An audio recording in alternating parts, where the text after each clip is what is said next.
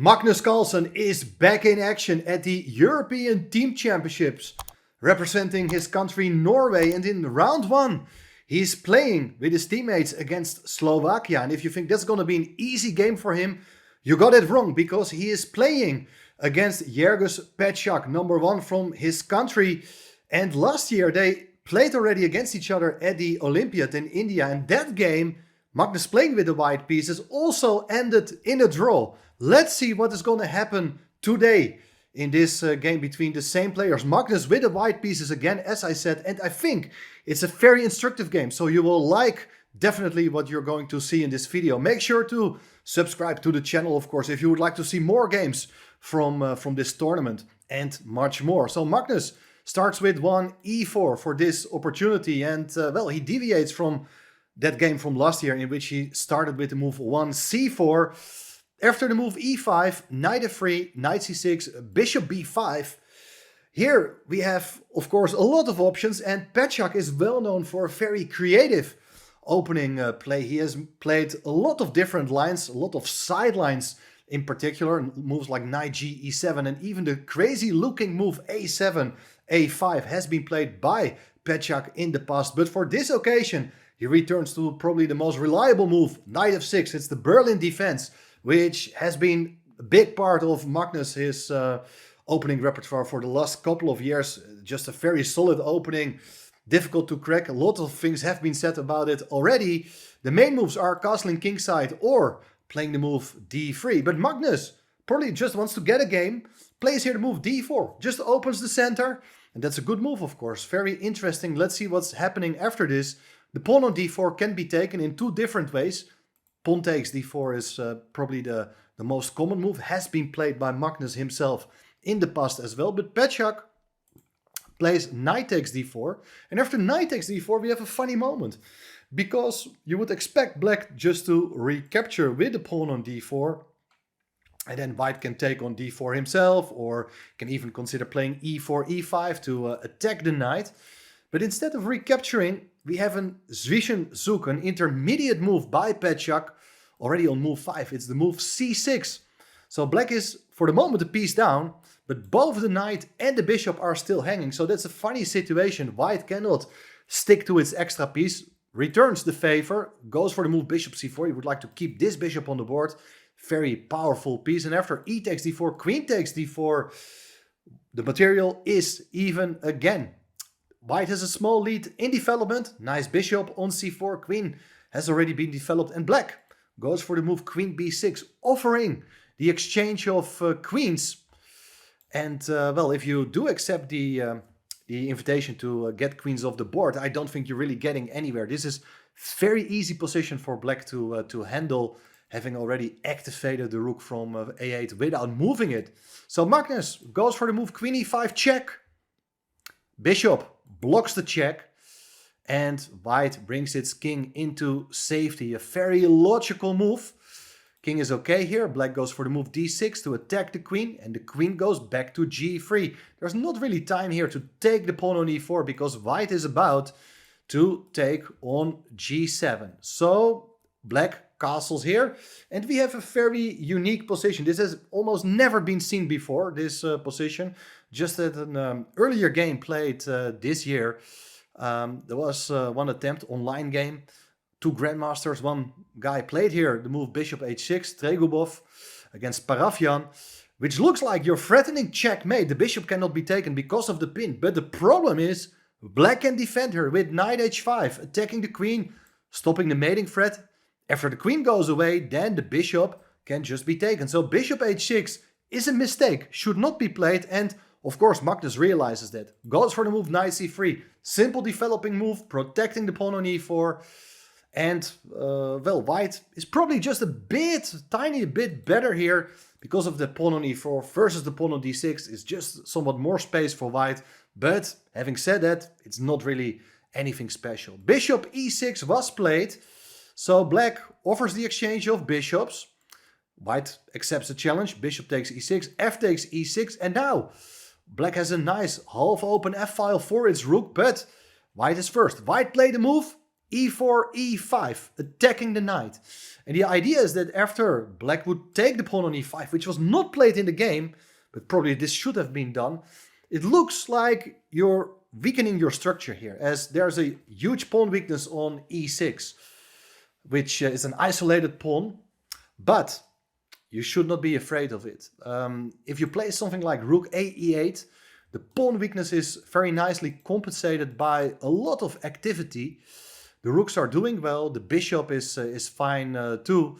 And if you take on e6 with check, the king goes to h8, and with moves like bishop c5 coming, you do generate counterplay against that pawn on f2. Black is absolutely okay here, but was not played in the game, and instead Pecháč probably showing a bit too much respect for his opponent by dropping back with the knight to e8. It's a move I dislike. I don't like the knight at the edge of the board. First of all, the knight is badly placed. Secondly, it's harder for your rooks to let them actively work together.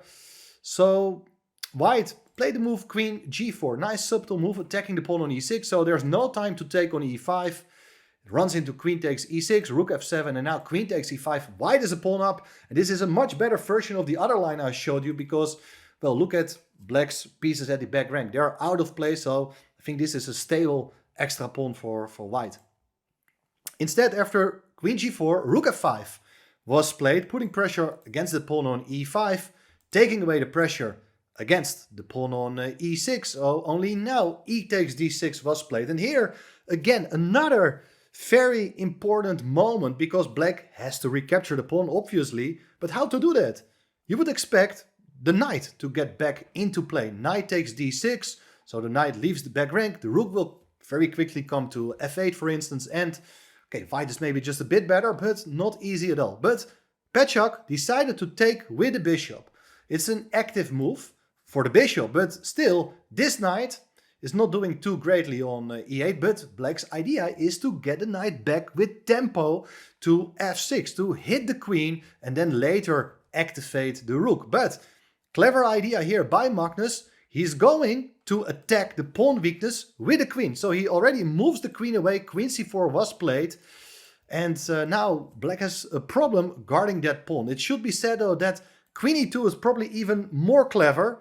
So you're attacking the pawn on e6 as well. Now, you're not minding the counterattack rook e5 because you put your knight on e4. That's not an unpleasant pin. And what you're planning to do next is getting the bishop out to f4. So the rook, which was nicely placed on f5, is not doing that well on e5. White is much better, but let's have a look at the game. Queen c4 played. Now black has to protect the pawn. Knight c7 played, and the knight comes to e4, attacking the bishop. Bishop went to e5, putting a bit of pressure on b2, but probably you're never really gonna take the pawn. How is white going to untangle here? You would like to play a move like bishop e3, but after queen b5, looks as if black is in okay shape, probably initiating the exchange of queens next. So no bishop e3, but Magnus played here the move a4. I think that's a very nice idea. So you're about to play the move a5 to attack the queen. And, well, who knows, maybe the rook can also be developed via the third rank. That looks absolutely nice for white. So what's going to happen here? Well, if you take the pawn on b2, the big problem is that white is just going to take it. And after queen takes b2, rook a b1, you're attacking the queen. And, well, if queen goes away, the pawn on b7 can be taken. And white is very active at this point. So better don't take that pawn on b2. Black went here for the move knight e5. The knight is very stable on the d5 square, being supported by the pawns on c6 and e6. So it's not easy for white to target these, this pawn on e6, which is considered to be a weakness. But if you cannot attack it yet, well, black doesn't have to be too much concerned about it. Well, white went here for the move c3. I think that's a good move. So you're restricting the activity by these pieces placed in the center. There are maybe ideas even to go a5 at the right moment, but black played here the move a5 here himself. And white played another very nice subtle pawn move, like on the previous move c3. The move g3 also restricts the power of that bishop on e5. So you're placing the pawns on the same color as the opponent's bishop, but look, this bishop cannot cause any damage. And if needed, the king can always come to g2. Maybe later, if needed, you can always play f3 to get out of this pin. So I think this is very nice positional play by white. Now, Pecháč played the move h6. So he wants to cover the g5 square, not allowing a white piece landing there. But white goes bishop d2. So the pawn on b2 can still not be taken. There's rook ab1 and b7 will be taken next. And here, well, you would expect the rook to come to an active square, to f8. It's the open file, that's where you would like to place your pieces. But Pecháč played rook e8. Why does he put a rook there, protecting its own pawn? That looks like a very remarkable and passive decision by him. Rook ae1 played, so the rook is trying to exert pressure down that e file. Pawn on b2 can still not be taken. The rook is able to come back to b1 if the pawn will be taken. So bishop b8 was played. The bishop makes some space. It's no longer vulnerable in the middle of the board. And white plays rook e2. Nice move, indirectly defending the pawn on b2.